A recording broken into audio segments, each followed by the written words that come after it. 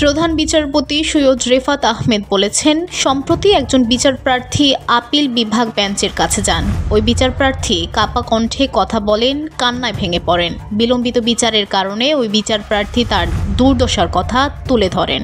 তার কষ্ট দেখে আমি তাকে আশ্বস্ত করেছিলাম যে আগামী মাসে তার মামলার শুনানি হবে। তার আন্তরিক কৃতজ্ঞতা আমাকে মনে করিয়ে দিয়েছে যে বিচারে বিলম্ব হ্রাস করার নিছক প্রশাসনিক লক্ষ্য নয়, বরং এটি নৈতিক বাধ্যতামূলক। আজ শনিবার judicial independence and efficiency in Bangladesh শীর্ষক সেমিনারে প্রধান অতিথির বক্তব্যে প্রধান বিচারপতি এসব কথা বলেন।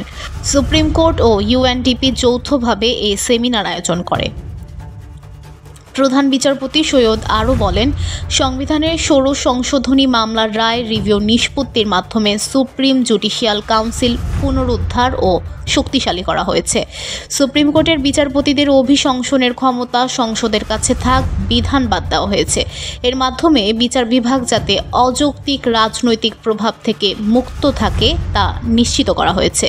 তিনি বলেন, আমাদের সমস্ত প্রচেষ্টার কেন্দ্রবিন্দুতে একটি একক উদ্দেশ্য হলো জনগণের সেবা করে এমন একটি বিচার বিভাগ তৈরি করা, যেখানে প্রত্যেক বিচারপ্রার্থী তাদের অবস্থা বা পরিস্থিতি নির্বিশেষে নিশ্চিত বোধ করবে যে নিরপেক্ষভাবে মামলার শুনানি ও নিষ্পত্তি করা হবে।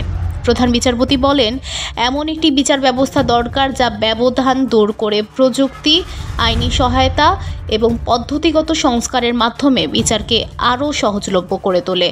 এই দৃষ্টিভঙ্গি আমার একার নয়, এটি একটি ভাগাভাগি আকাঙ্ক্ষা যার জন্য সব সুবিধাভোগীর সম্মিলিত অঙ্গীকার প্রয়োজন। VOD Bangla news desk.